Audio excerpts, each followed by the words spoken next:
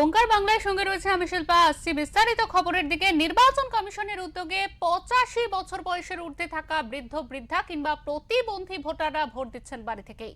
সেই মতো নির্বাচন কমিশনারের নির্দেশে বাড়ি বাড়ি গিয়ে 85 বছরের ঊর্ধ্বে যারা ভোটার রয়েছেন তাদের কাছ থেকে ভোট গ্রহণ করলেন নির্বাচন আধিকারিকরা। সঙ্গে থাকছেন কেন্দ্রীয় বাহিনীরাও।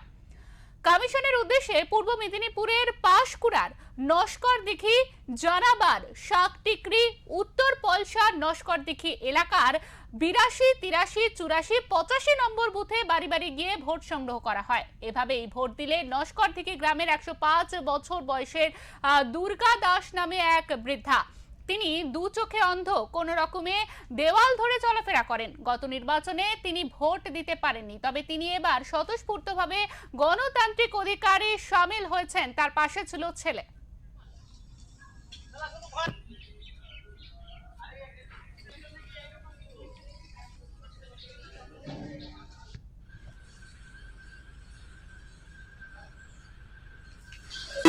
এসে ভোট নিয়ে গেছে।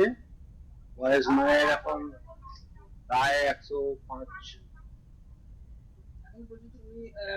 এখনো অবধি উনি নিজের জন্য খায়, বাথরুম পায়খানা সবই যেতে পারে,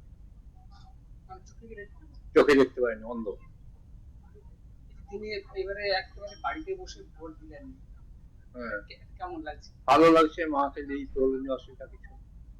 নির্বাচন কমিশন সিদ্ধান্ত নিয়েছে যারা বয়স্ক মানুষ তারা বাড়ি থেকেই ভোট দেবেন, তাদের যেতে হবে না। সেটাই ভালো করছে, ওটাই ভালো করছে। নির্বাচন কমিশনকে এই সিদ্ধান্তকে সাধুবাদ জানান। হ্যাঁ, অবশ্যই নাই নিয়ে যাওয়া তো অসুবিধা, কয়েকটা ভোট তো মার দিয়ে দিচ্ছি, কেননা যেহেতু নিয়ে আসা অসুবিধার জন্য মার দিতে হয়। এখন এইটা যে সিদ্ধান্ত করছে খুব ভালো করছে।